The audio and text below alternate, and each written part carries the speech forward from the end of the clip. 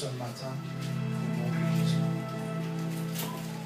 Seigneur, nous disons que tu es Dieu, Jésus, que tu es le centre de notre message, que tu es la pierre angulaire, que tu es l'alpha du message et que tu es l'oméga du message, que tu es la cause, tu es la raison, tu es le pourquoi que nous faisons tout ça. Ce matin, Jésus, nous t'adorons. Sois le roi dans notre vie. Nous te déclarons. Et en ton nom, ce matin, je déclare que nous ne sommes pas faibles, mais que nous sommes forts. Que nous ne sommes pas pauvres, mais que nous sommes riches. Que nous ne sommes pas dans la confusion, mais que nous marchons dans la vérité. Que nous ne sommes pas vaincus, mais que nous sommes plus que vainqueurs. Au nom de Jésus-Christ.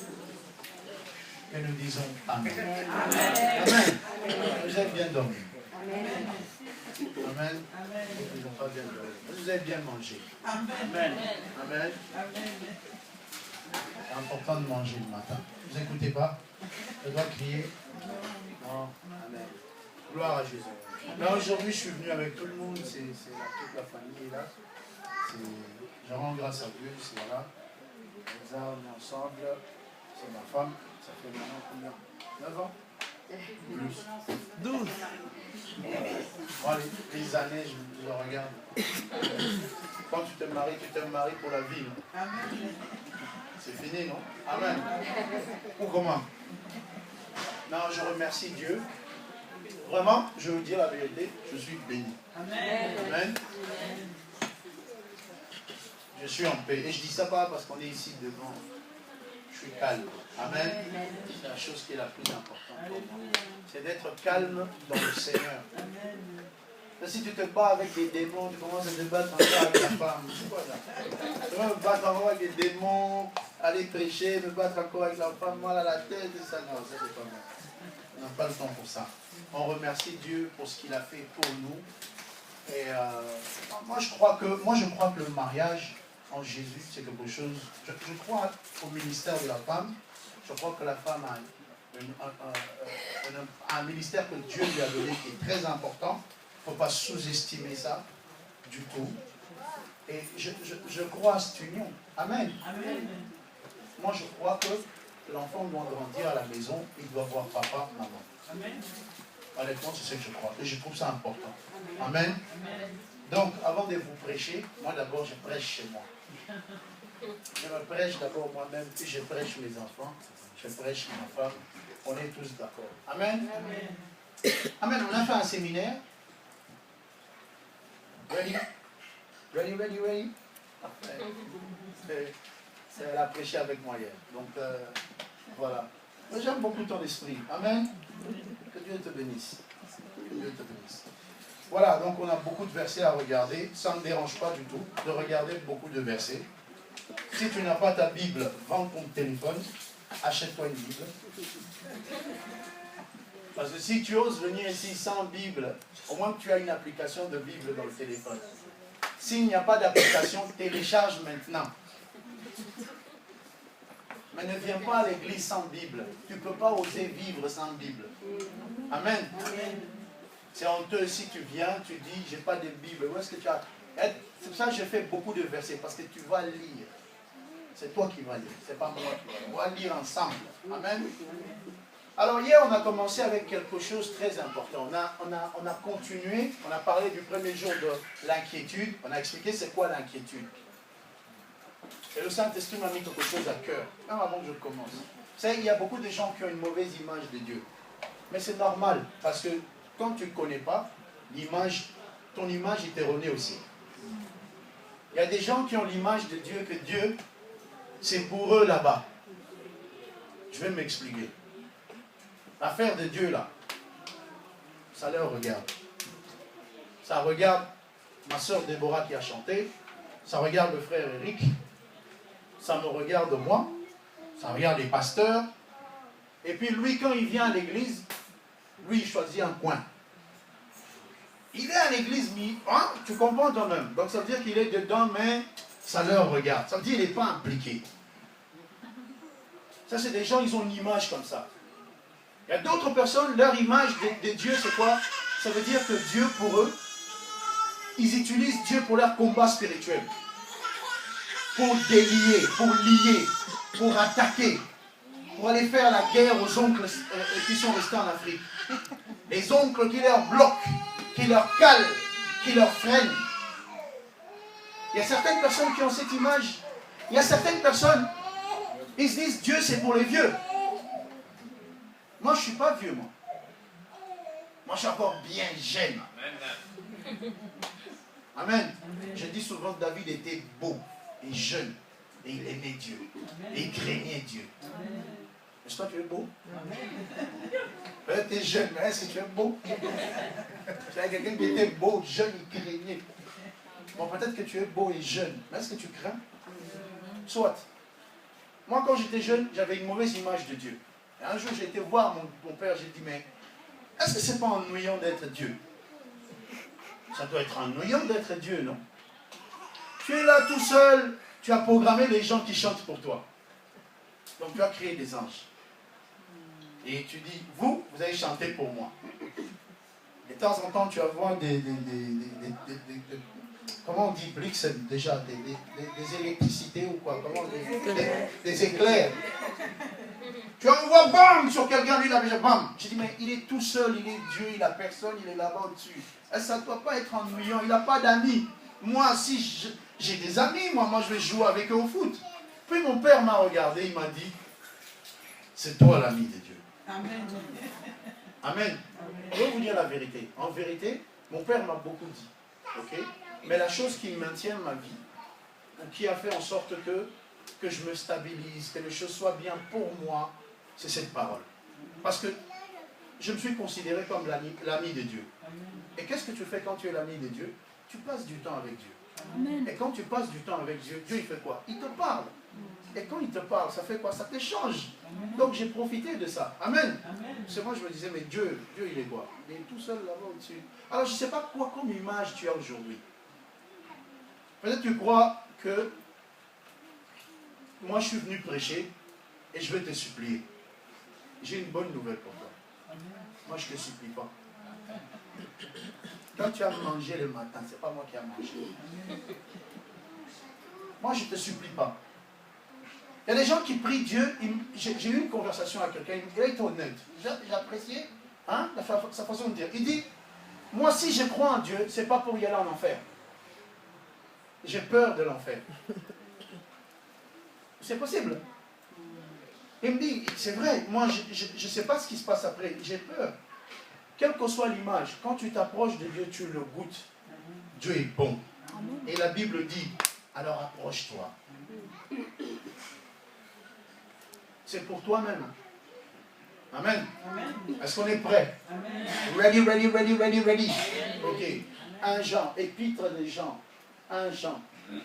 Verset 1. Pas évangile de Jean. On y va. On va regarder ensemble. On parlait de la croissance. On a expliqué l'importance d'abandonner les inquiétudes, de décharger.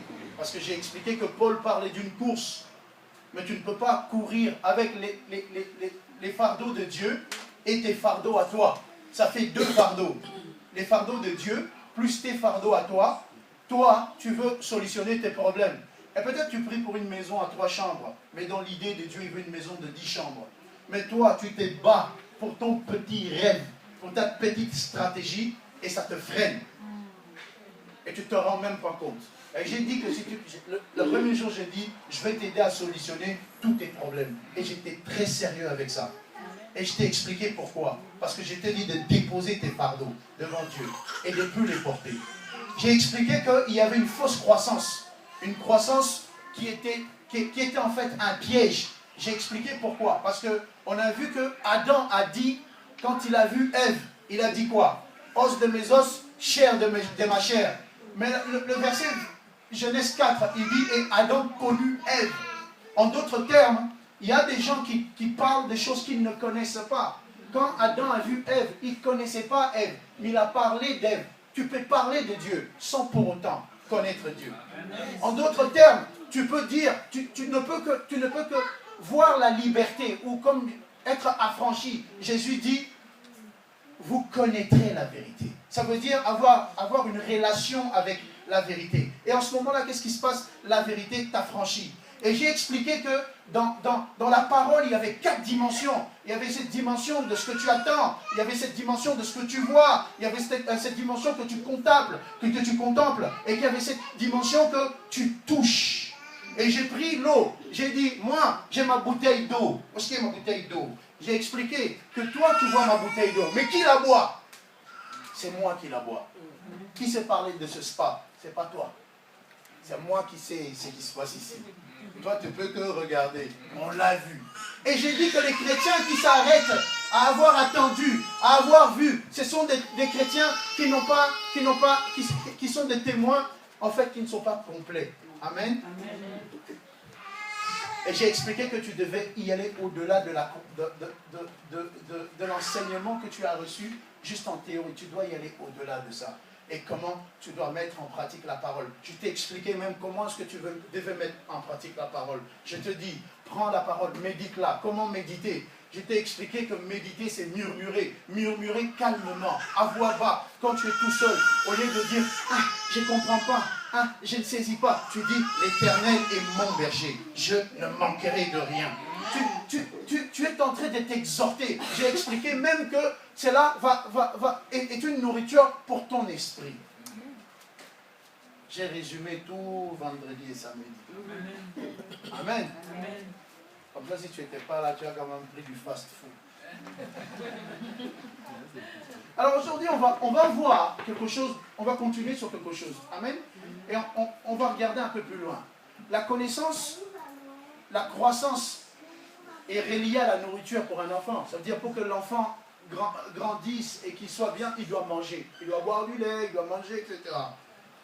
Surtout quand l'enfant vient de naître et qu'on te demande d'aller faire des biberons à 3 h du matin et que tu te perds dans les couloirs parce que tu ne comprends pas. Et là, le biberon.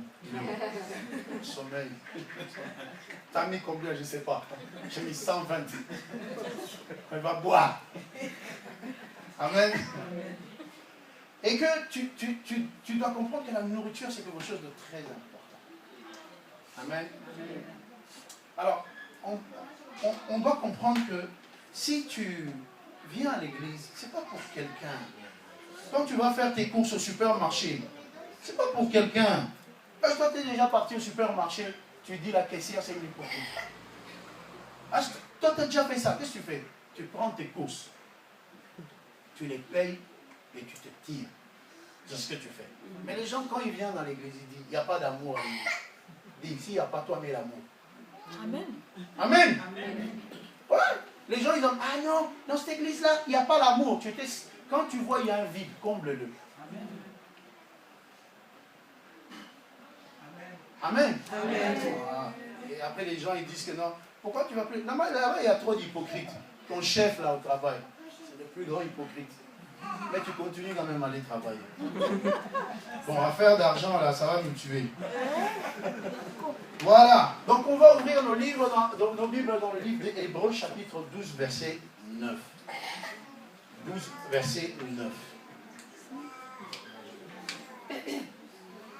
12, verset 9. Amen. Amen. Alors, il ne faut pas lire la Bible très vite, il faut prendre le temps de le déguster. C'est un bon repas. On est en train de manger. Est-ce que tout le monde est arrivé? Amen. Amen. Ah, maman, c'est seulement toi qui m'as répondu. Est-ce que tout le monde est arrivé? Ok, on va le lire ensemble. La parole de Dieu dit, on y va, 1, 2, go. D'ailleurs, puisque nos pères, selon la chair, nous ont châtiés et que nous les avons respectés, ne devons-nous pas, bien plus forte raison, nous soumettre au Père des esprits pour avoir la vie? Je voudrais qu'avant qu'on continue, la Bible dit, puisque nos pères, selon la chair. Je voudrais que tu soulignes le mot chair. La chair. C'est pas mauvais, hein? Je veux dire, régner ta chair, c'est pas te régner toi-même. Je vais y arriver calmement. Parce que tout le monde a souligné. Voilà, on est parti. Ici, la Bible parle de quelque chose. Il dit, voilà, il parle de cette source. C'est-à-dire que tu as la chair, et puis il parle de Père des esprits. Mais quand vous regardez ce verset de près, et que vous comparez le verset qui va venir après, dans le livre de Romains, chapitre 1, verset 1, ou donne-moi verset 3, on va être plus direct. On va gagner du temps. 3. Il dit Paul, 3. Bon, tu vas lire mieux vaut commencer de 1 et jusqu'à 3, après tu lis 1, 2 chez toi. Il dit, l'évangile, Paul parle de l'évangile, il dit, et qui concerne son fils, né de la postérité de David, selon la chair. Ok? Ça c'est ta nature humaine. Il n'y a rien de mauvais avec ta chair. Ok? D'autres sont congolais, d'autres sont anglais, d'autres sont camerounais, d'autres, selon la chair,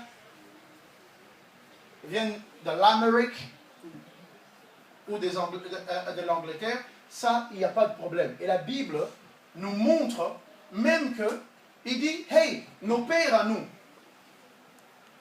pour te corriger, il t'a châtié, il t'a puni, pour que tu ailles du respect, parce que tu avais fait quelque chose de mal. Et puis, il relie le verset par après à autre chose. Mais je voudrais juste que tu comprennes que quand on parle de la chair ici, cela ne veut pas dire que c'est quelque chose de mauvais. Parce que Jésus est né dans la chair selon la postérité de David. Donc ça veut dire qu'il est descendant du roi David. Ok? Et toi, tu es descendant de qui? Je ne sais pas. Mais chacun sa descendance. Les bantous, les histoires, etc. Mais quand tu repars dans le verset qu'on venait d'ouvrir, Hébreux chapitre 12, verset 9, quand tu repars, tu peux repartir. Repars, maman. On y va. Hébreux chapitre 12. Et que tu relis cette phrase, et qui dit, par exemple, d'ailleurs, puisque nos pères, selon la chair, nous ont châtiés, et que nous les avons respectés, ne devons-nous pas, à bien plus forte raison, nous soumettre au Père des esprits? Non, je veux que tu regardes quelque chose. Le mot esprit n'est pas écrit en lettres majuscules. Elle est écrite en lettres minuscules. Ça veut dire qu'on ne parle ici pas du Saint-Esprit, mais on parle de ton esprit et de mon esprit. Donc ça veut dire que toi, peut-être selon la chair, tu es congolais, camerounais, belge, italien, je sais de quel contrée, mais tes sources spirituelles, il y a un Père, le Père des esprits, ton Père, le vrai toi, qui est en toi. Amen. Pour les gens qui disent que non, mon papa m'a abandonné, ton vrai Père ne t'a pas abandonné. Amen. Amen. Les gens qui disent, ouais, moi mon Père, il n'était pas là, machin, etc. Moi je te dis que ton vrai, le vrai Père, le vrai, c'est lui qui t'a créé le dedans de toi, de ton esprit. Lui ne t'a jamais abandonné. Amen. Ok. Je suis en train de poser un fondement. Mais qu'est-ce que ça a à voir avec la croissance? On va le voir. On va voir ça de près. Pourquoi? Parce que bien que tu sois né de Congo, bien que tu sois né de, je ne sais pas pourquoi je dis Congo, bon, Congo top. Voilà, on y va. Parce que moi-même je suis né au Congo. Bien que tu viennes de là où tu viens, mon esprit, il l'a mis en toi. Alors quelqu'un me dit, ça je connaissais. Je sais que tu connaissais. Mais on va répéter. Et moi j'aime répéter. Si tu n'aimes pas, ce n'est pas grave. Moi j'aime ma prédication. Et je continue. Ça veut dire que ta source à toi vient de Dieu. Ok. Pour nourrir ton corps, tu as besoin de la nourriture. Tu as besoin de manger un McDo, où tu manges je ne sais quoi, tu bois, tu manges. Mais pour nourrir ton esprit, tu as aussi besoin d'une nourriture spirituelle. Et j'arrive. Parce que la nourriture physique, c'est ce qu'on achète au magasin. C'est les pommes de terre, etc. Mais la nourriture de l'esprit, c'est la parole de Dieu. Ok? Ok. Maintenant, tu dois comprendre que l'être humain, de la façon dont il est constitué, l'être humain répond aux désirs. Les désirs sont très, très importants. Ah, il ne faut jamais sous-estimer le pouvoir du désir. Pourquoi? Parce que dès qu'un désir rentre dans le cœur de l'homme, pour que ce désir sorte, des fois, il y a soit une personne échoue, soit Dieu l'enlève en vent. Je vous explique. Tu sais, le péché, c'est pas... Le péché, quand le péché t'attrape, il influence tes désirs. Il te donne l'amour du péché. Tu te sens attaché. Une personne qui, par exemple, commet l'adultère, qu'est-ce qu'il fait? Il reçoit une influence dans son âme. Ce n'est pas quelque chose qui peut dire « Non, j'arrête ». Ça veut dire que c'est devenu plus fort que lui. Ça a affecté son âme. Soit vous l'attrapez. Amen. Ah, calmement. Amen. Oh. Amen. Calmement. Soit on t'attrape, comme on avait attrapé la femme qu'on voulait lui lancer les pierres. Ça veut dire en flagrant délit. Ça veut dire qu'on l'a attrapé. Soit tu te réponds bien avant. Ok? Pourquoi? Parce que l'homme répond à des désirs. Mais ces désirs ne sont pas d'abord créés. D'abord, il y a quoi? Il y a des pulsions. Il y a une pulsion qui est envoyée. Ça veut dire, j'ai envie d'une glace. Il fait chaud. J'ai envie d'une glace. Pour le moment, il n'y a encore rien. Il y a une pulsion qui vient. Elle devient vraiment, j'ai vraiment envie d'une glace. Soudain, ça devient du désir dans mon cœur. Je rentre dans ma voiture. Je vais mettre mon carburant. Je vais au supermarché. Je paye ma glace et je retourne. J'ai répondu à une pulsion. J'ai répondu à un désir. Jamais qui est normal, hein, une glace, il n'y a pas de péché là-dedans. Okay? C'est bon de prendre ta glace. Mais l'histoire, ce que tu dois comprendre, c'est que ton âme ou ton esprit, laisse-moi plutôt te dire que ton corps reçoit constamment de pulsions. Constamment, on vous balance de pulsions tout au long de la journée. Quand tu es sur Facebook, on t'envoie des pulsions. Quand tu es sur Instagram, on t'envoie des pulsions. Tu rentres dans ta voiture, il y a des pulsions. Pourquoi? Parce que tes yeux regardent, les 5 sens de l'homme fonctionnent. Tu ne peux pas faire autrement. Ok. Mais qu'est-ce que ça a à voir avec la croissance? Mais ici, la parole de Dieu nous met l'accent. Parce que Paul ne parle pas de tes origines. Il met l'accent sur le Père des esprits. Ça veut dire qu'il y a un vrai toi en toi qui, lui, doit être nourri. Amen. Amen. Amen. Est-ce que tu le nourris? La capacité spirituelle, l'onction, les dons, la foi, la gloire de Dieu, etc., tout ce que tu peux dire, est relié à la croissance spirituelle. Écoutez, je ne sais pas ce que le frère avait fait. Moi, si j'étais là, je suis allé prêcher quelque part. Il y a une personne qui a manifesté. Bon, moi, j'ai dit, j'ai 3 heures de route pour retourner à la maison. Et puis, on est beaucoup, non? Là, les pasteurs, là. J'ai dit, bon, priez pour eux. Moi, je prends ma voiture, je rentre. Tu vois, donc moi, je prie pour toi et puis je m'endors sur l'autoroute. Non, moi, je suis malade. Je dis, écoutez, frère, réglez. Mais le démon, là, ne voulait pas. Et il continue à me regarder. Moi, je dis, bon, comme tu veux, je me suis approché. Et au moment où je voulais prier, il y a eu un frère ou un pasteur, je ne sais pas quoi. Il est passé devant moi. Il a posé sa main sur la sœur. Le démon, là, l'a attrapé. Il lui a mis sur le mur. Comme ça. Et moi, j'étais là, quoi. Quelle force. Waouh. Et il lui a posé contre le mur. Et il lui a dit, toi, tu n'es pas digne de me chasser.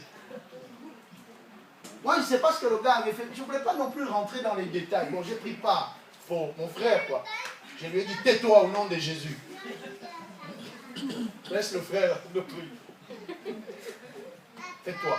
Pourquoi? Parce que, écoute, si tu ne nourris pas ton âme, à ton esprit, si tu ne nourris pas ton esprit, les problèmes, ils arrivent tout le temps. C'est le mécanisme de la vie. Si tu cherches une vie sans problème, déménage au ciel.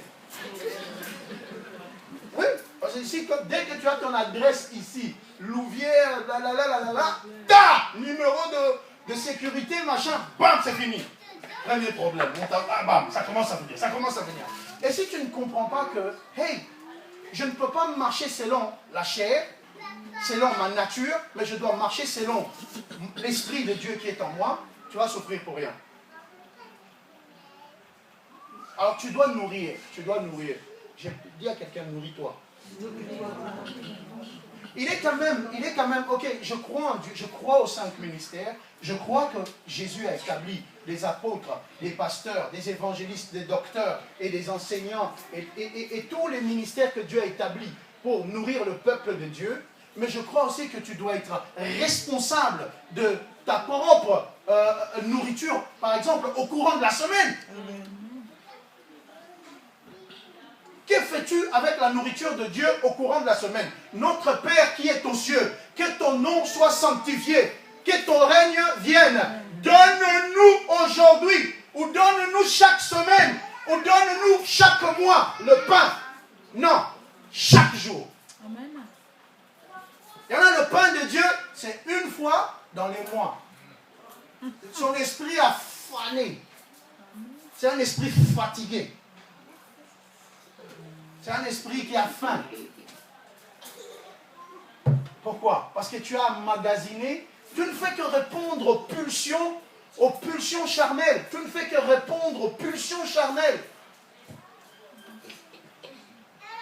Je te reproche de rien. Je veux juste que tu fermes de l'autre côté et que non, c'est normal. Les gens vont me dire, ouais, mais attends, je n'arrive pas. J'ai du mal à prier. Est-ce que vous avez déjà entendu ça? Il y a une soeur qui est venue me dire, moi quand j'ai prié, 15 minutes, je m'adore. Je dis, tu pries comment? Ouais, mais je vais sur mon lit. Je dis, moi si je prie sur mon lit, je crois que 30 secondes c'est beaucoup. Ah Jésus, ah. Je suis parti. C'est pas l'endroit où il faut prier, tu vas prier sur ton lit. Tu vas t'endormir, après 15 minutes, c'est beaucoup même. Non, tu dois nourrir cette personne qui est en toi. Et c'est ta vie, hein. C'est la vie et la vie de tes enfants et de tes petits-enfants. Tu es en train de jouer avec 4 générations. Tu sais ce que tu es en train de faire. Tu joues avec les enfants de tes enfants de tes enfants à cause d'une attitude irresponsable. À cause de ta paresse spirituelle. Tu te dis, ouais, moi, écoute, mon frère, c'est les enfants de tes enfants, de tes enfants, de tes enfants. À chaque personne, Dieu lui confie quand même 4 générations. Amen. Je suis responsable de 4 lignées. Amen. Moi.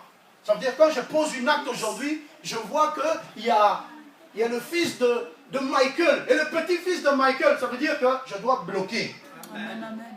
Amen. Amen. Michael, à son tour, lui aussi doit bloquer. Le petit là de Michael aussi, lui aussi devra bloquer. Amen. Amen. Ne joue pas avec la vie de tes enfants et de tes petits-enfants et de tes petits-petits-enfants à cause de ton égoïsme, à cause de ton manque de discipline. Amen. Ne fais pas ça. Amen. Amen. Est-ce qu'on prêche ce matin? Amen. Moi je dis la vérité. Si tu n'es pas content, c'est bien. On avance. Amen. Quand la parole de Dieu dit dans le livre de Galates, il dit dans le livre de Galates, chapitre 5, verset 17, il faut comprendre que cette histoire est tout le temps là. Ok? Il dit, car la chair a des désirs contraires à ceux de l'esprit. Les gens, ils aiment bien parler du désir de la chair. Moi, j'aime bien parler de désir de l'esprit. C'est différent de celle de la chair. La parole de Dieu dit, car la chair a des désirs contraires à celle de l'esprit. Et l'esprit en a des contraires à celle de la chair. Ils sont opposés entre eux, afin que vous ne fassiez point ce que vous voudriez.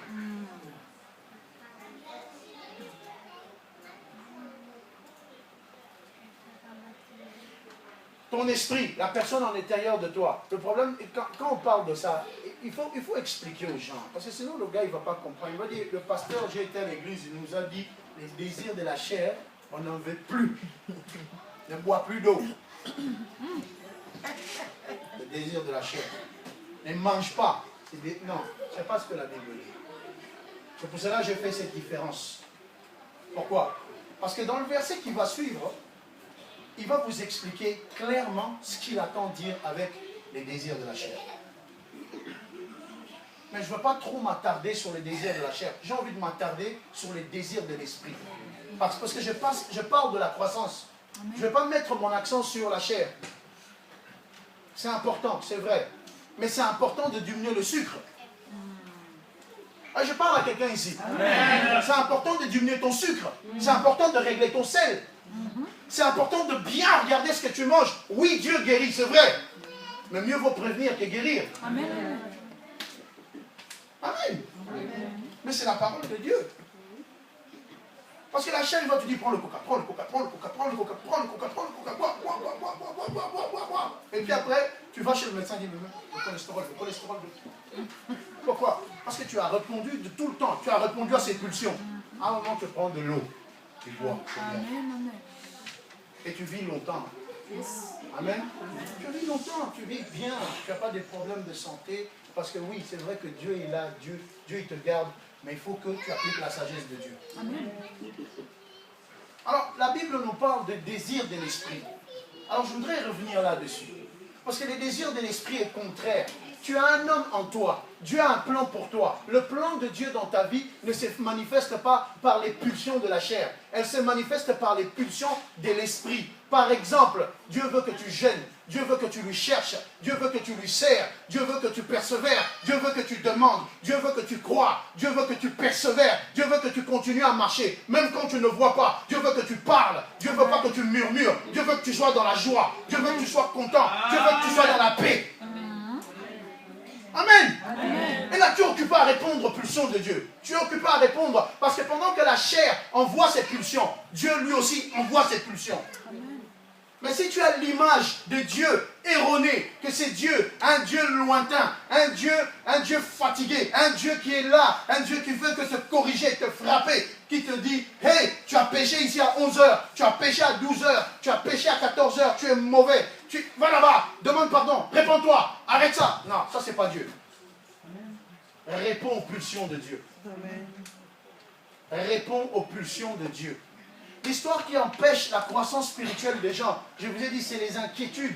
Les inquiétudes, mais en même temps, ce sont les désirs. Quand tu laisses des désirs étrangers rentrer dans ton cœur. Amen. Amen. Donc, je vais vous laisser, je vais parler à mes jeunes. Amen. Amen. Non, je vous laisse un peu, parce que je vais parler à mes jeunes. Ok, parce que mes jeunes là, eux, ils pensent que c'est pour eux là-bas. Je vais bien vous l'avouer. Moi, en 1996, je me rappelle que... Est-ce que quelqu'un connaît la console PlayStation? Vous connaissez, hein? Ah, oui, je connais. Moi, je joue. Ok, en 1996, la PlayStation sort. J'ai embêté ma mère. J'ai dit, tous les potes du quartier, ils ont, moi, je veux la Play. Maman, moi, je ne veux que ma PlayStation. J'ai embêté ma mère. Ma mère a fini par... Ok, on va prendre la PlayStation. On m'a acheté la PlayStation. J'étais le garçon le plus heureux du monde.